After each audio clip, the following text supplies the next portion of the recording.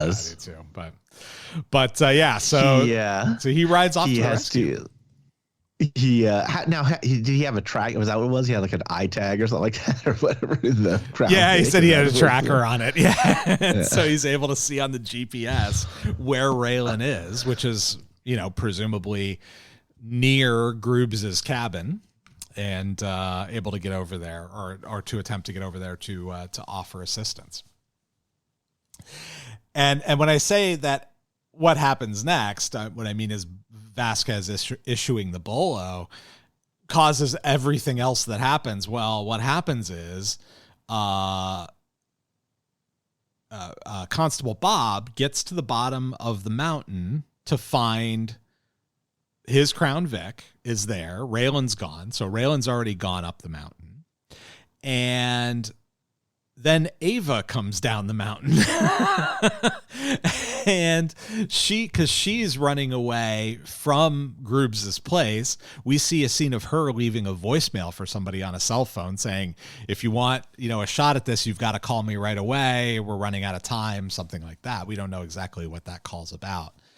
And she arrives at the bottom of the mountain, finds Bob's Crown Vic, and then Bob's there holding her at gunpoint. He takes her into custody. They have a conversation about whether she's killed Raylan, which I thought was interesting kind of sort of way for Bob to ask her. He's like, "Did you kill Raylan?" Because Raylan's not there and Ava is, right? So I mean, it's sort of a natural question if you're a third party observer. Yeah. Yep. So he takes her into custody, cuffs her inside the gremlin, and they're going to sit down there and wait for Raylan to come back down the mountain. Unfortunately, while they're waiting, Boyd arrives, and Boyd arrives after he has a conversation with his driver. And so you'll remember we talked a little bit about the driver admiring Boyd and talking about his criminal resume and all that stuff. And then, kind of getting down together and really enjoying that. There's a reference to that in this clip. And so I have that conversation between Boyd and the driver. Cold out here. Can feel it. Yeah, I was just thinking the same thing. I appreciate the lie, Mr. Crowder. But we both know what you was thinking. Loose ends and all.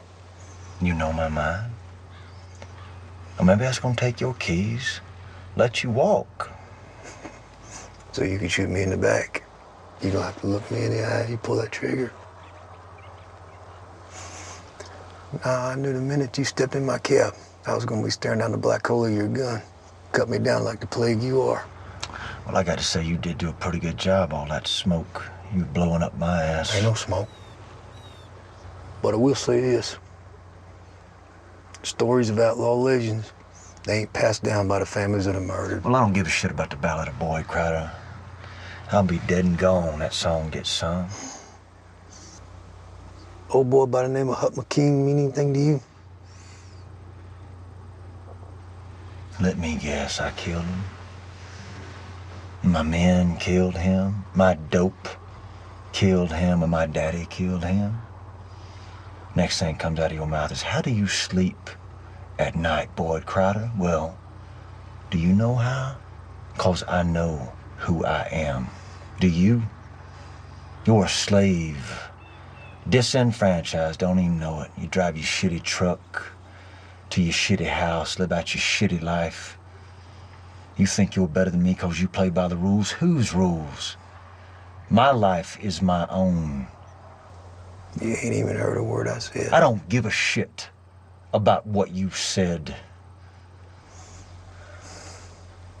I'm an outlaw. Yet another scene of Boyd murdering someone inside a vehicle. Again. Yeah. It's sort of his preferred methodology, I think. Yeah. Now that I think about it, that's probably his fourth one in a car. At least the third. Yeah.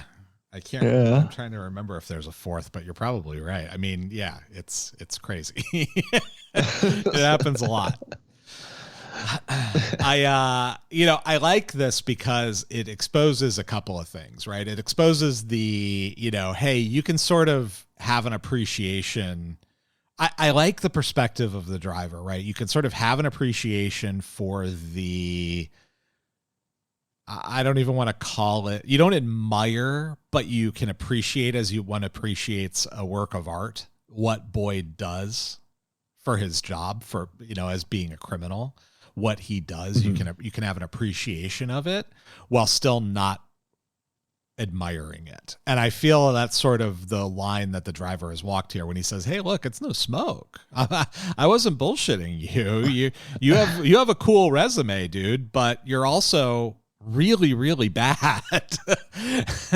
And I knew you were going to kill me when I picked you up. And that should tell you everything you need to know about yourself.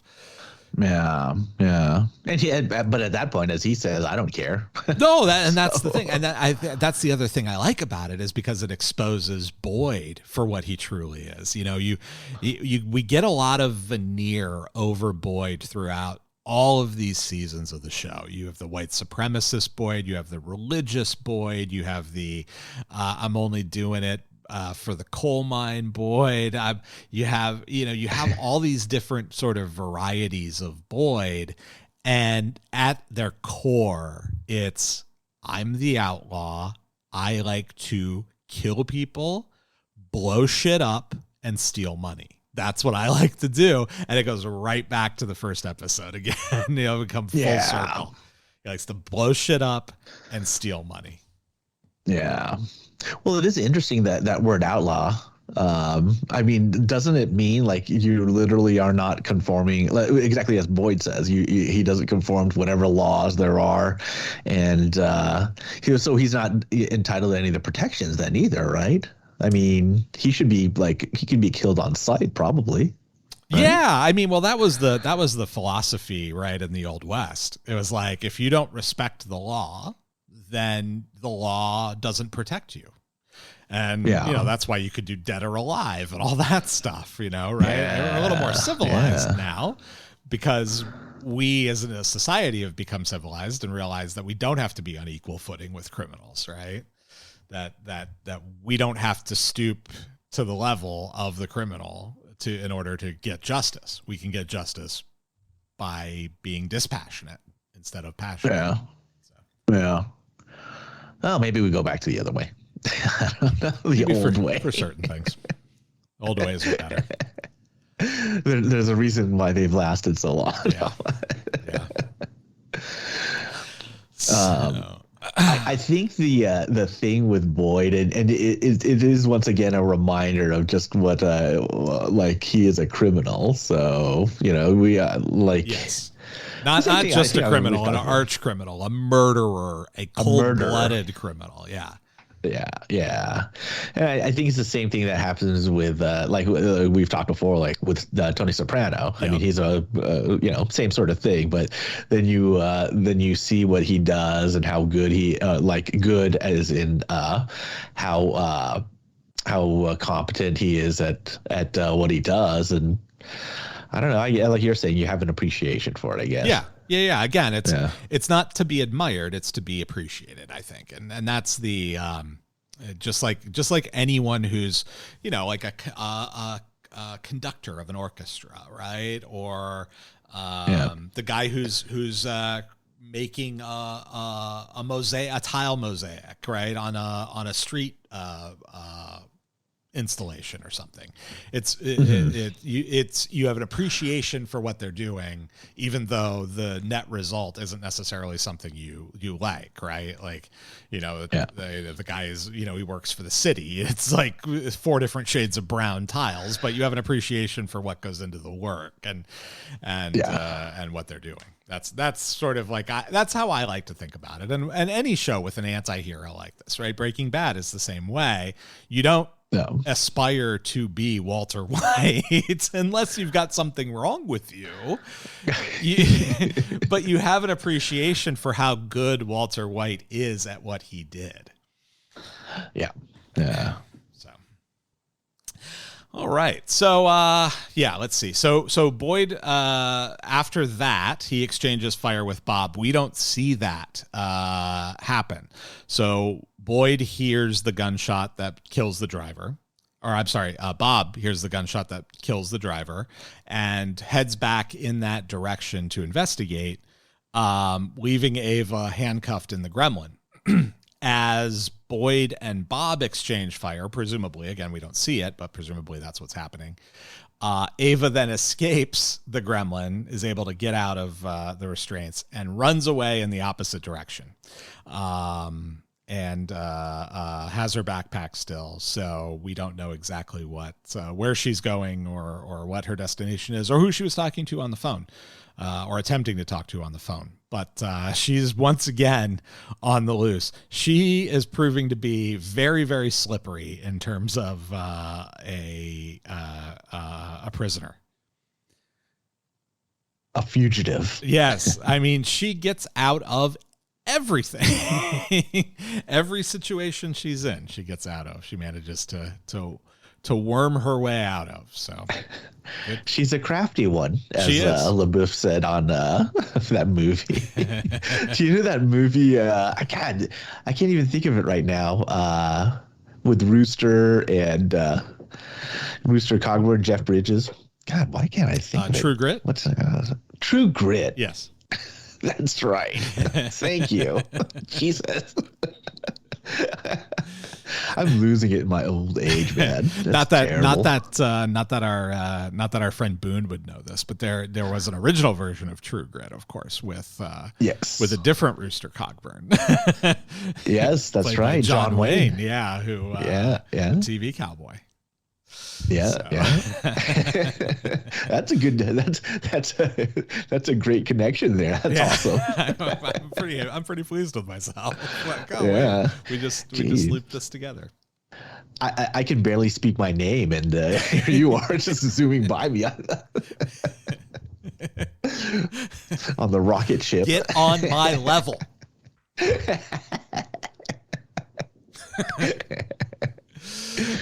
So Ava, she is heading across a bridge when the Crooked Harlan cops grab her. And that's an unfortunate set of circumstances. So she's going to have to figure out how to get away again, because they're the Crooked Harlan cops that are working for Markham, and they grab her and drag her away and make clear that they're taking her to Markham. But before, and those were the same cops that were let go, or that they were going to give to Markham. What's his name? Earl. The kid. Yeah, the exact same guys. Yep. Yeah. Somehow they were off of desk duty or whatever that is, jail duty. They're lucky that Raylan didn't stumble across them again. I have a feeling Raylan wouldn't have hesitated to pull the trigger this time. Yeah. Especially, badgeless Raylan. Oh yeah, Rogue Raylan. And so yeah, but as they're dragging her away, she drops the gator tooth necklace on the ground. So that's sure to come into play in the finale here coming up. But Raylan had attempted, Markham. Earlier in the episode, we talked about, his conversation with Loretta, and he attempted to do this whole thing where he connected Loretta to Boyd and then Boyd to Ava and suggests that they were all conspiring together. And so where the money is. And Loretta's like, yeah, I don't know what to tell you, but I certainly don't know where the money is. We were not conspiring together. And then he believes her because Ava's already in his custody, in the custody of his guys. But I wondered, as I was watching that, what would have happened if he hadn't had Ava in custody? Would they have tortured Loretta to try to find out if she knew where the money was, just on that tenuous of a connection? And I feel like they might have. Oh, do you think Boone would have? Yeah, he probably would have. I think he absolutely would have. Yeah. Or he probably I don't know. I think it's like one of those things that he probably would have, sexually assaulted her, maybe. Yeah, it could very well be. That could. Yeah. Certainly not on this show, right? That wouldn't be something they would go after. But I could certainly see on like an HBO show or something like that. I could certainly see a threat to do that as part of a torture of a woman. Yeah. You don't see a lot of torture of women, and I think on television, and I think probably because that's